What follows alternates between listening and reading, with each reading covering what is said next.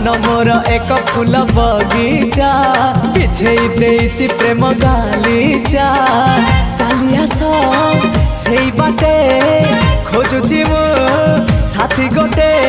सुंदरी सुरायना ना ना झुमता ना ना ना आस सुनयना झुमता ना ना ना आस सुनयना झुमता ना ना ना ना आस सुनयना झुमता ना ना ना आस